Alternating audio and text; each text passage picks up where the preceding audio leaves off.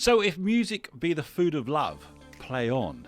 Now, you know that we're always delving more and more now into the human being, not just the human doing. So my guest today, very special, has had 3 top 10 songs in the UK charts, specialises in the club music genre, but might not be the person you think would be doing so well within the music industry and thriving, because that's all about us exploring now who's the human being behind the human doing. You don't want to miss this particular episode where I've got the wonderful lady Indiraa with me. Come back to me just after this break.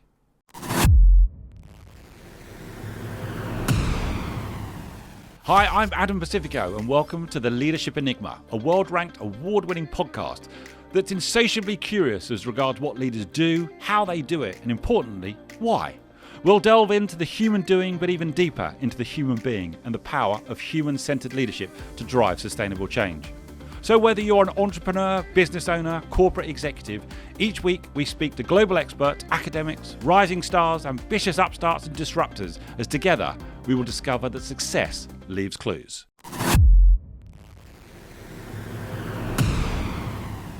It's a huge welcome, Indiraa, for coming into the studio. Thank you so much. Thank you for having me. I've been excited for you to come into the studio and just chat about you and about your story. I can talk about myself forever, don't worry. And when I'm not vain or anything. Well, we should say that we know each other anyway, and I know your husband as well, and I've had the chance to spend time with you both, and your husband and I play a lot of tennis, and in that I started to discover your background. Yeah, that's right. And I introduced it as someone who's got 3 top 10 songs in the UK charts, specifically in the club music genre. So as people were listening to that, they must have thought, I wonder. And then they may not have expected. Who's this old bag sitting behind the microphone? Let no one say that. But that's what I mean in relation to breaking the mould, doing things unexpectedly. How did you get to this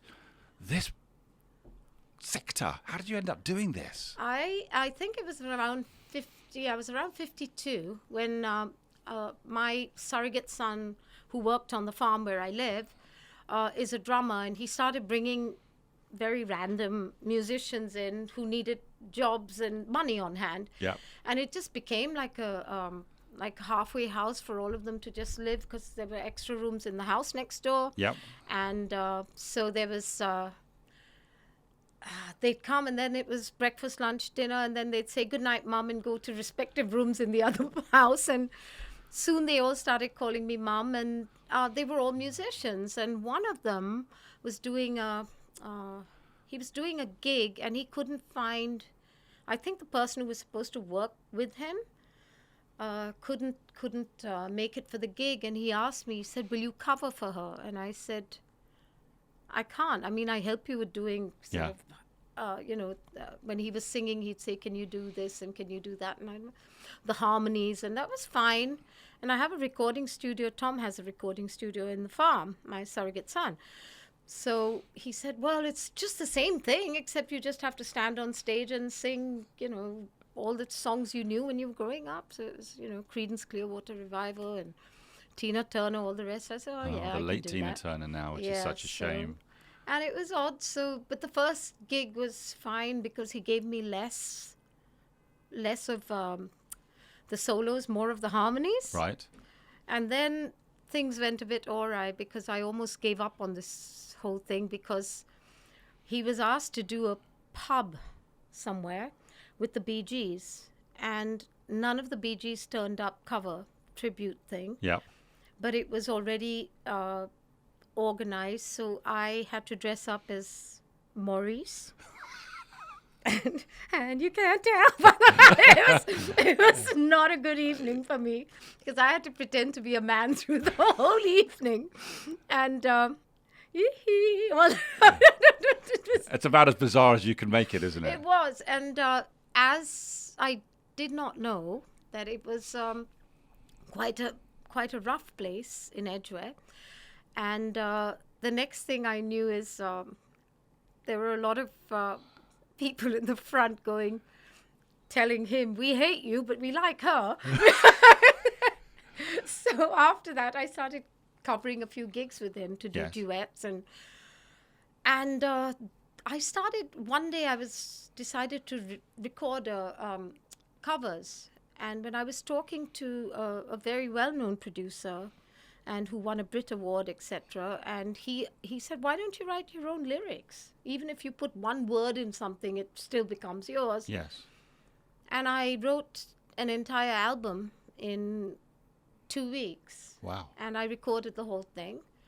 And I realized that now I'm in August, I'm going to be 65. And I realized my real strength was singing my lyrics because I feel them. Yes. And I also tend to write in situations. When Mum died, 05/19 on the 18th of May in 2013, I came out of the room when she passed away, and I was with her till the last. And Right. I came out and I was sitting there waiting for them to sign certificates, etc. Rajiv and I were in Bangalore. And I wrote a song called Mother Indiraa, and it was literally heartfelt. And it's actually I couldn't sing it for months because I just couldn't. Actually, for 2 years, I could not sing that song because it brought up everything. Right. Then when I started drinking after Mum died, and I didn't drink till then. And when I did have a problem for about 5 years, and I went into rehab and got out of that. But during that time, I wrote songs like Drowning in My Wine. That's how I spend my time, just drowning in my wine. Things like that. And I realized that all my songs were depending on my mood. Yes. And From a deep personal place. yeah. And when I was, if I was happy, it would be good. And one day I was sitting watching Tommy, my son, mowing the lawn, and I thought, oh, there are lots of weeds there. And I wrote a song called Weed. And it was about the other woman. I'm not your flower, I'm your weed. And I just wrote it sitting there. So it was always about something that came to me at odd times. Right.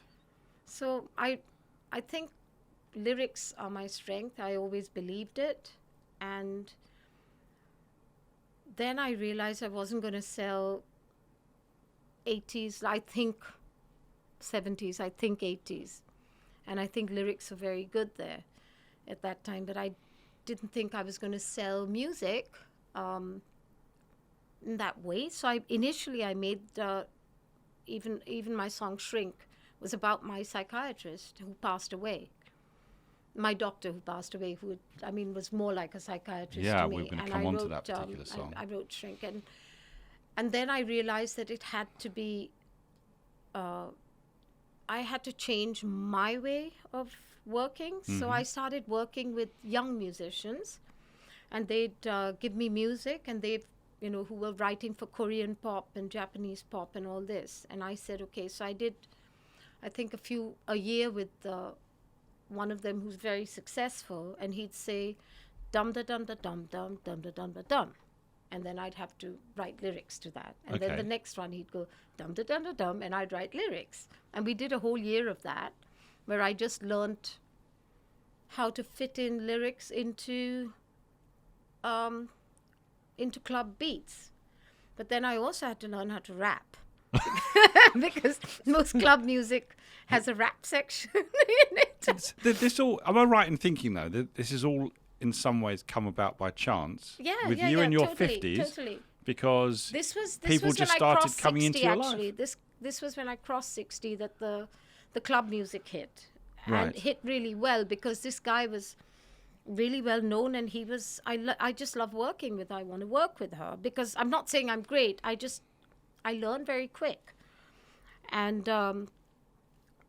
I think it's funny because I had to write songs on things I didn't know about. And so I'd Google street talk. And Love it. Research. and then I can't find my green, my notes.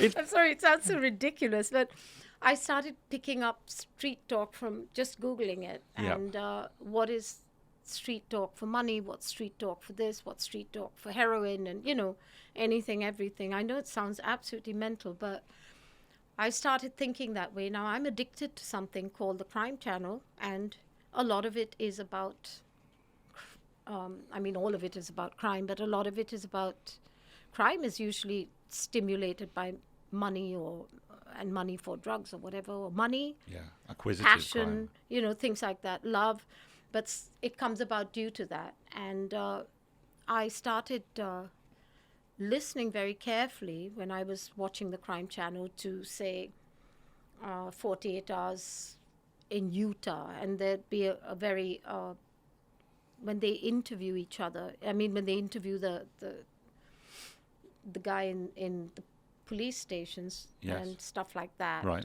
Interrogate, should I say, they'd use a certain way of talking, So you picked up on the language or the so slang I had the to learn vernacular. how to talk in those different ways, and I learned to distinguish different, even mainly American jargon, and I could tell from where, by the end of about a year, I could tell from where they were coming from, you know, This which is almost regions and back stuff to your like research. that. But it was just literally having to learn a whole new way of thinking. So then my next 2 songs came from there. And I'm going to come into the songs because they're fascinating in the lyrics and where they've come from. They've come from a very deep personal place. I've got to ask a question because many people will either know the music industry or not, or have a perception of the music industry in relation to, in some ways, certain people must fit into certain categories or looks or backgrounds. So how did you feel, as you say, as a female Indian, someone who hadn't come into songwriting between 50s and 60s? How did you feel within the club scene in relation to fitting in or meeting the need? Or were you at that point yourself incredibly confident about what you could do differently? I think when I did perform in clubs a couple of times, like in Ibiza and here at Pasha in London, I was actually very happy that people were they put me in a cage and made me sing in a cage and in these really shoes like that. And, See, not many people like tell me this kind of thing, right? Okay, This is their experience. And dress up there and all the rest of it. And when I was singing, they'd all sing the lyrics, and I was just so excited they knew the song. And I just focused. And another thing I do is if I don't do gigs anymore, but if I did do anything, like I sang at Trafalgar Square for the mayor, at that time was Boris, I just focus on the tops of their heads. Right. And I sing to that. Okay. But so I don't actually, because the lights are in your face, so you don't really see the audience.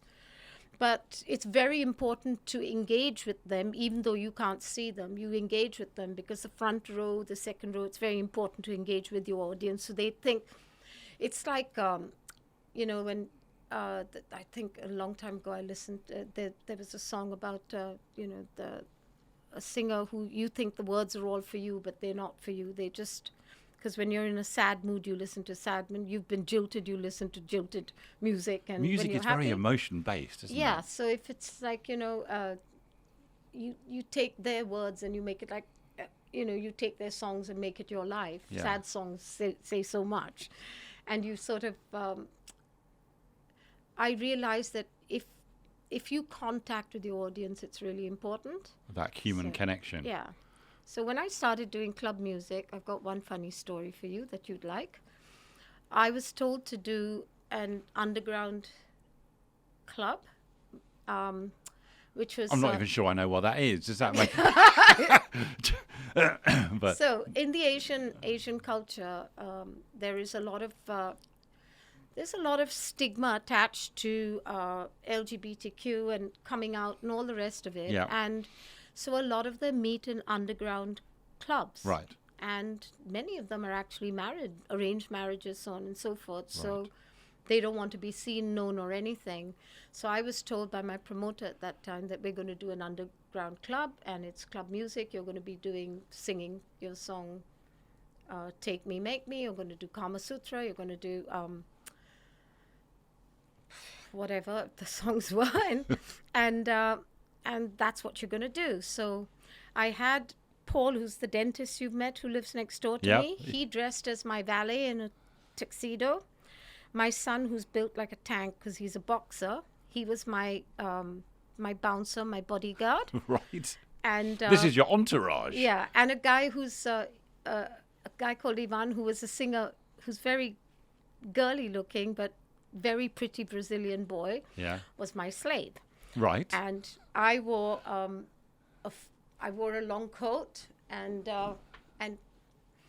and he was on a lead with a collar, and he walked around with me, and I had no eye contact all evening with any of the people in the room. Right. Although I knew I was being stared at, and Well, in many ways, you're putting on a show. of course. And then all evening I just sat there with a stoic expression and didn't say a word to anybody. And I'd turn, look at my valet and say something, or look at my bodyguard and say something, but no eye contact with anyone else. Right. And then when I went on the stage, I got so caught up with the adrenaline. I had a very short leather skirt on and kinky boots, all the rest of it. And I had this red bra on and a lacy top on. I don't know what happened, and I ripped my shirt off and I said, take me, make me, show this girl some fun. And the audience was like, okay, what just happened? Did you feel at that point you were slightly possessed? It was really funny because they were clawing onto the stage, and, it was absolutely really fun. Where does that come from then? Because I I know don't what you're know. like in real life. You're very warm, loving, homely. Your house is very accepting singing, to so but many people. I love Where's my- this coming from? I don't know, but the lyrics of that song are pretty bad, So, I mean, they're not pretty bad. It's,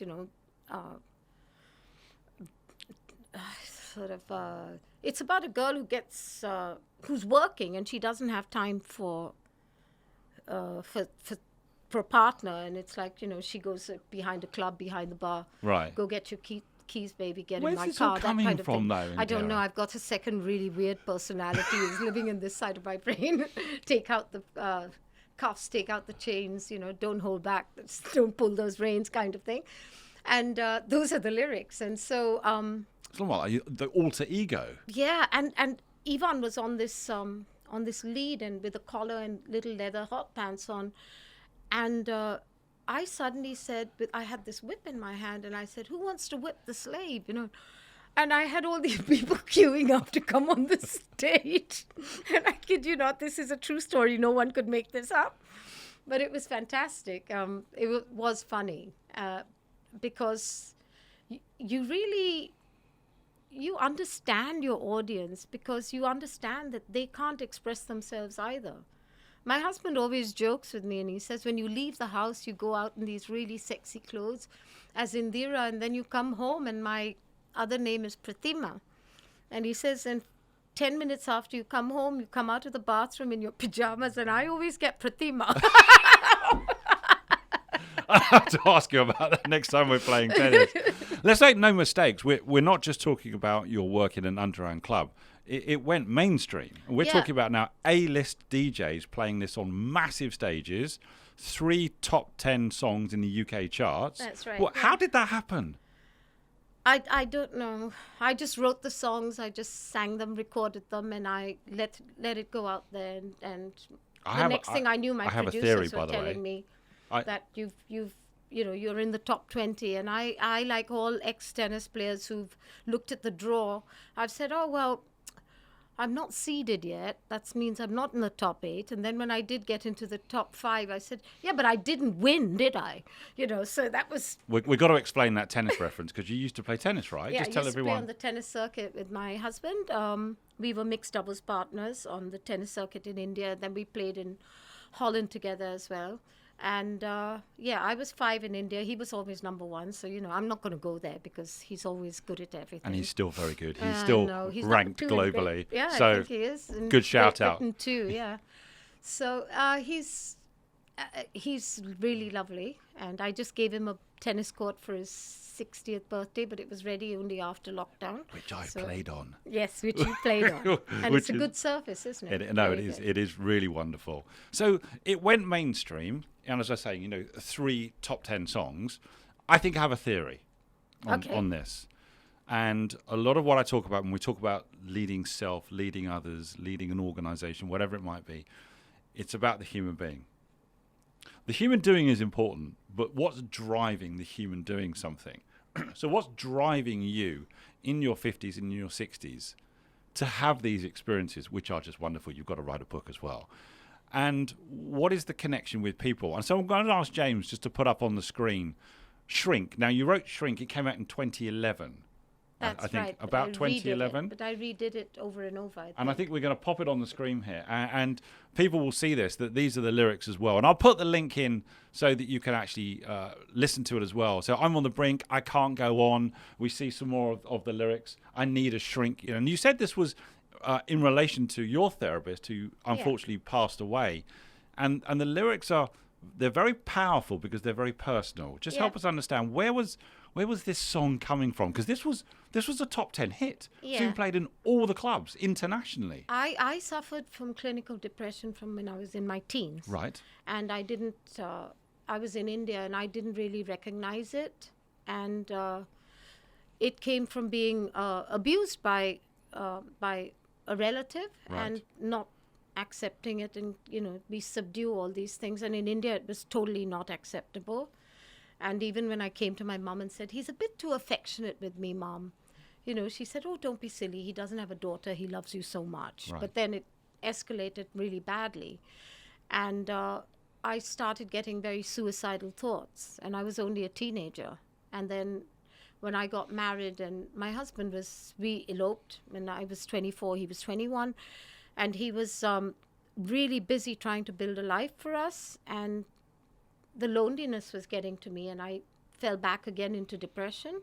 Right. And I think I came to England years later, and when I told my parents, it's very much like the old school. I said, I'm sad all the time. I have bad thoughts, and go to the temple and pray. You don't pray enough. Right. That's the problem with this generation. And I said, no, I don't think it's about that. I have a problem.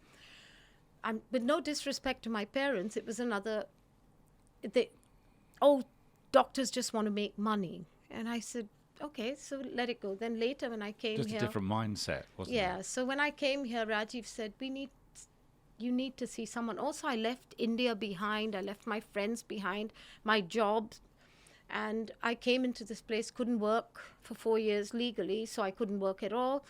And then I was used to staff in the house. I didn't know how to run a house on my own. I didn't have any friends. It's a complete cultural lifestyle and I didn't have any change. friends. I used to travel a lot, but it's different when you're traveling and staying in nice hotels and blah, blah, blah, to living day to day. And so I slumped very badly, and I started seeing a psychiatrist. Okay.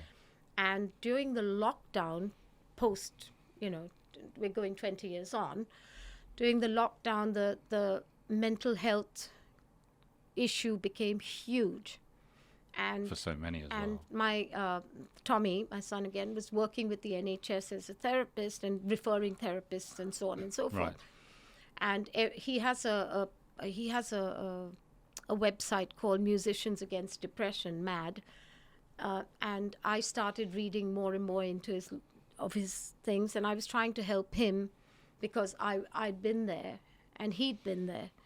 So I decided during lockdown that I was going to relaunch Shrink, but it had to go out to the generation now that's experiencing it, because there were high suicides among younger people. Post-pandemic. Even. And there was also this obsession with gaming and all sorts of things, and that really was coming from a lack of stimulation to the brain, to the outdoors, to everything you wanted to do.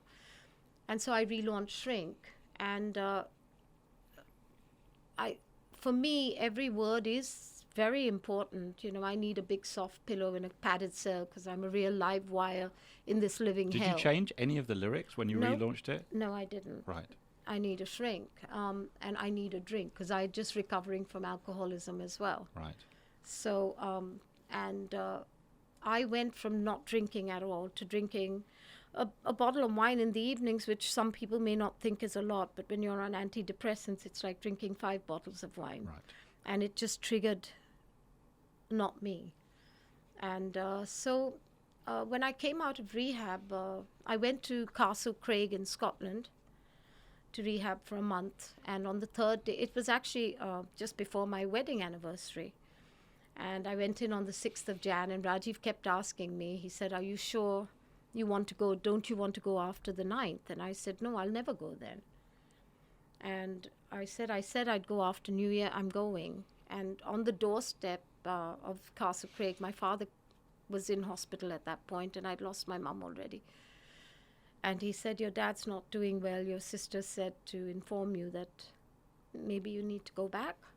And I said, "No, what good am I going to be if I just start drinking over there?"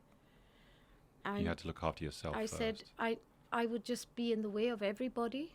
And this is not about me. This is about Dad now over there. So I went into Castle Craig, and sadly, on the 9th, my anniversary, early in the morning, my father passed away. Right. It's a big storm, and I said, "Dad, you're going out with a bang." And he died that morning. And so I always think that that's one side I have to respect, is the fact that we have to give ourselves this strength. And anyone out there who's battling with any form of addiction, it can be anything at all, the biggest favor you will do to yourself, and more to yourself first, and then to all the people you really love and really, really don't want to ever let down in life, is get help. Because you can do it on your own after you can do it on your own, but the chances of success are better if you get professional help and then take it from there. Then you're on your own and you can do it. But honestly, after the pandemic, I've heard such terrible stories about anything and everything, and I have a chance today to actually reach out to people and say, just get help if you can. I'm going to link this to an episode I did a couple of weeks ago, actually. I was in Montenegro and I spoke to Dr. Farron Rose, who was a psychiatrist, and she taught me something very powerful, which comes back to me now. She talked about, and I think it's such a theme for leaders at the moment, people are struggling with just trying to make sure that they're okay, or that people are around them, their needs are being met, or they're thriving, or they're providing, whatever it might be. And she talked to me about vulnerability and helped me understand vulnerability as the ability for an individual to really understand his or her needs, but also to have the confidence to ask other people for help with those needs. That's a tough one. And that is a tough one, and I hope that resonates with people who are listening and watching this. And, I want to thank you for being so vulnerable and open, but I also think it's so necessary. And for me, it also validates the direction of travel for this podcast, because I've been talking a lot about human-centered leadership, the ability of anyone who is leading in any way, shape, or form to really now think about and dial into their human-centered capabilities, above and beyond their expertise or capabilities. But I think one of the things that's easy is when you get older, is when you're younger, you are consumed by your self-image. You're consumed by, I'd walk into a place when I was in my 20s. Social media doesn't help the youngsters now, No, right? and I'd walk into a party when I was in my 20s, and I'd look around like, "You lucky guys, I'm here," that kind of attitude. And when you grow up, which is what you have to do, you can accept who you are and not have to live behind something else. One of my lyrics were, "I hide behind a mask all day. I feel so much, but I can't say. A painted face no man can read. I'm not a flower, I'm just a weed." And I think you can't hide yourself. When you accept who you are, you don't mind opening yourself up. I don't mind opening myself up to anybody. And when on that note, I was thinking, when I started watching this crime channel, which I'm so obsessed with, I noticed how depression can be linked to addictions, obviously, and past experiences. And the song of mine that actually did the best is "Doing All Right," is about a young girl whose parents split up, and then she goes to to her mum's, and she doesn't get on with the new father, and then she goes into drinking. I started drinking before I could walk, kind of thing, and then leads into drugs, and then from drugs I beg, steal, or borrow, even take a life, because as the addictions got heavier, the need became so desperate, and in the end she takes her life. Okay, it's very extreme, but now she's in jail and she's on death row, and she says that waiting for the bell to ring, but it's waiting for that bell, but it's got to be better than living in hell, and how she was a prisoner of her own brain. What is this doing for you? Writing music like this, what is it doing? It's a catharsis, isn't it? Okay. It really An is. outlet. It gets you, and it's sort of. I want to sometimes look at someone and say, no, you don't understand. You can do this now. You won't have to go through what others go through. You don't have to do it if you look after yourself now. And I know of a little kid who's, throwing everything in their life away to follow a path that really is very in at the moment, with all the social media and all the gaming and all the rest of it. And I feel like saying, God, I wish I had a second chance to go through all my life again. And I know for sure how many different things I would do, my goodness me, differently. And I would not for a minute, I now feel like I want, it's like anything else. When you write something, when I write a song roughly, sitting on my bed, I squiggle, and then I rewrite until I get it feeling right. And I think I want to do that with my life, and I don't have that chance. I would love to rewrite my whole life. But I do know I'm a product of all my mess ups, as well as products of all the good things that have happened. Well, you've never been shied away from talking about mental health and the challenges you've been through, and everyone has gone through some form of challenge. And I think there's a real inspirational story here, isn't there? Because people will look at you or meet you for the first time and will not think that you got 3 top 10 songs in the club charts. The way to do it is detach. Detachment is the way forward. But there's something else there going on, isn't there? In some ways, that success has come from you finding an outlet. Yeah, a healthy outlet for songwriting, and in some ways, being someone else for a little bit of time. And you know what? Nothing wrong with that. And reaching out to the people who want to listen to this, because they need to listen to this. And also, I think it's like when a kid jumps on the sofa and you say, or the bed, and you say, you're going to fall, you're going to break your head, But they're not going to listen till they actually fall. And I think for me, it's my way of saying, damn, I've gone and messed up again, kind of thing, But I think there is a way forward in every situation, whether it's this or not. And there's one message I do want to say is, the warning signs when you're young is when your fantasy is death rather than life, you've got an issue. And that's heartbreaking to almost hear, let alone. Yeah, when you're, instead of thinking of yourself as, looking at, in my day, putting posters up of,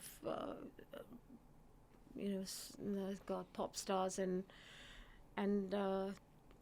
people in sport, when your fantasy at night is actually watching yourself lying dead 10 stories down, then you've got an issue. You have a very serious issue, and it has to be dealt with.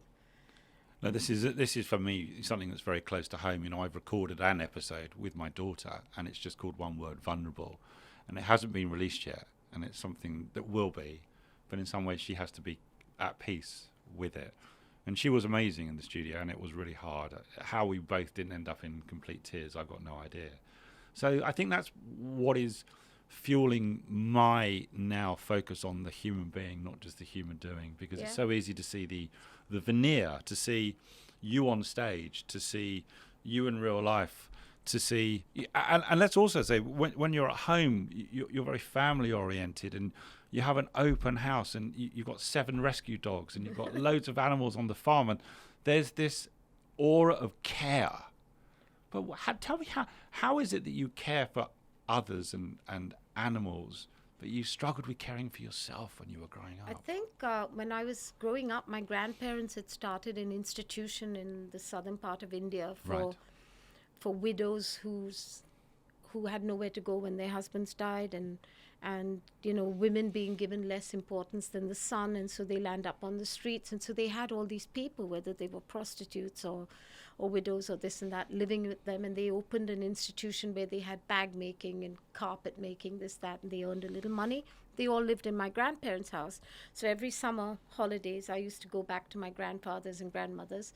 My grandfather was a professor of physics and maths, and that's why I took maths when I went to uni. And they taught us that in the living room, we'd undo these little mattresses and sleep on them at night, and then roll them up in the day, and then we'd do prayers there, we'd eat on the floors there, and we'd bond with all these people who were trying to make their lives, and they opened up their homes to everyone. They lived literally not a very they didn't have much money, because my grandmother was was working in the Samaj, or the institution. My grandfather was teaching as a professor. The 2 daughters were teaching, and now that institution is now a primary and secondary school as well. Wow. And it still has the different things where people work and sell their stuff. And also the road was named after my grandparents a few years ago. So they have done a lot. And all those people became family. Right. And we used to call them all auntie sons. So, everyone was auntie or uncle. And we all had jobs. We all had to clean. We all had to cook. We all had to do everything. So I think it came from there that you start rescuing people. And so I went from there, I guess. Do you feel that you can be an inspiration to other people, because you don't have to fit a stereotype, you don't have to fit a cookie cutter, you can break a mold, succeed, be yourself? I'd love to look like Beyonce, but I'm not going to, am I? I think I would. Wouldn't we all? Yeah, well, I went to a concert, and it was quite interesting, because her new lyrics are quite edgy, risque. Yeah. And my husband said he learned a whole new dictionary. I can only imagine. Did you go to the recent concert? Yeah. Right. And okay. it was it was interesting. It's a lovely concert, very good show. As a lyricist, I'm not sure, but then there again, it's a whole new world. Yeah. And it's interesting because the kids were like, doing the dancing and having a really good time like that, but they knew every word. And it's very powerful, which is why I think there's power to music in the writing, in the delivery, in the consumption. And she is sending messages about her culture, as her you background, have been. and where she comes from, and being, who she is and where she's got to. And I think that's amazing. It really is amazing. And we think of love songs when people have had heartbreak, or we think of how hip-hop was generated originally and their experiences in downtown LA or wherever it was. There's huge power and emotion and messaging to it. It's great. So with everything that's going on, what's next for you? What's the next journey chapter? I'm releasing a new song now that's coming out, which is just a cover thing that reminds me of my childhood. So you've just shot the video, haven't you? I did yesterday. Yep. Yeah, I shot the video yesterday. Needless to say, all my videos have to have avatars and all this, so they can disguise the fact that I'm, how should I put this? Closer to 100 than I am to 0. How do you feel about that, though? Because again, it's about, we have to sell an image, but actually there's masking elements of the person behind the talent. Because is that okay? Yeah, my best years, I think, was when I was, I was born on the 8th of August in 58, so it was 8858. And all my life, I was waiting as a kid to reach 8888. Right. And I was 30. So my 30th year was like my best year of my life because it was that date I'd waited for. So in my 30s, I was also very happy. I was grounded. Everything was going right. Yeah. And in my head, I'm still there. But chronologically, I've kind of doubled +5, you know. With so much wisdom and experience. Yeah, too. and I think it's just, I still feel 50. I still 30. feel 30. And 65 for me. I know people say age is just a number. It's not just a number. I just want you all to know that it is not a number because I didn't have these aches and pains when I was younger. Tell me about it. But in certain ways, it's mind over matter. I still run 10 kilometers every day. Oh, and Anna, can I also say you helped me train as well? Do you remember when your Yes. husband and I were in the club championships and indeed won it?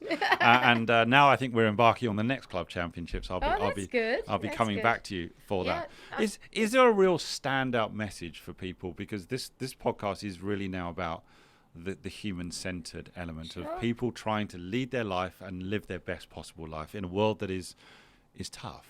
What is there a real with there's everything a you've message. experienced? Is there In my religion, which is not a religion, it's a way of life, really. In Hinduism, we believe that we're made of the body, mind, intellect, and soul, or Right. the Atman, and the body is the 5 senses. The mind is your likes, dislikes, so on. The intellect is your discrimination of good and bad, and if you can keep control of those, your Atman, your soul is free and happy. So if you can't discipline your body, your mind and your intellect, you're making it much harder for yourself. So start with getting your bodies and mind in shape and you'll be out there before you know it, doing everything you want to do. Maybe we're all work in progress. Yeah, I use we that are. phrase. I mean, I still think that, there's so much more I have to do, but I think I've got time. So it's all a matter of just being a little bit positive. And I love my home life. I just love the farm. So Yeah. that's And I awesome. love coming to visit you there as well and playing a little bit of tennis, which is always an added. And people like, I mean, your daughter, etc. If anyone wants to talk to me about anything or touch base with me about this, I have no problem with discussing anything. I think, as I said, as you get older, you accept yourself. And one of the main messages is don't try and be somebody else. People say, oh, love yourself, love yourself. You don't have to accept something about you if you don't like it. If you're 100 pounds overweight, you don't like it, you don't have to embrace it. You can change it. I don't believe in embracing everything about you, good and bad. You can change the bad if it doesn't suit you. But if it suits you, well, go ahead. No problem. I think everyone has different. Take charge of your Yeah, own but destiny. if there is something that you're not happy with, change it. But yes, love yourself. But first, you have to love yourself. You've got to be the person you want to be, and anyone can do that. You really can. I want people to listen and watch this and just think this is a compelling human story, but in whatever we're trying to achieve, understand that human being element, as you say, that those components, that it's not just about achieving X or achieving Y. No, think how Enjoy the lovely journey, for human heaven's beings sake. are. When you look at a baby's hands developing, and then you see the person growing and graduating and stuff like that. I mean, look how beautiful life is. I mean, even a flower, and you see the bud and then you see the flower, and how beautiful is life, We just don't. I just want everything to be beautiful now. Well, I'm hopefully we've just created a beautiful episode, and I just want to say a huge thank you for taking the time to come into our great studio. Have I gone too far? No, and just having a really vulnerable conversation. Thank you so Thank much. you. I really Thank appreciate you. it. And come back to us and tell us about your next number one I song. will. I Number will. one I song. hope so. As soon I as it hope hits so. number one, and when you win sing. that tournament, I'll be watching. We will do. Thanks so much. Take great All care. right, thank you. All right. Thanks.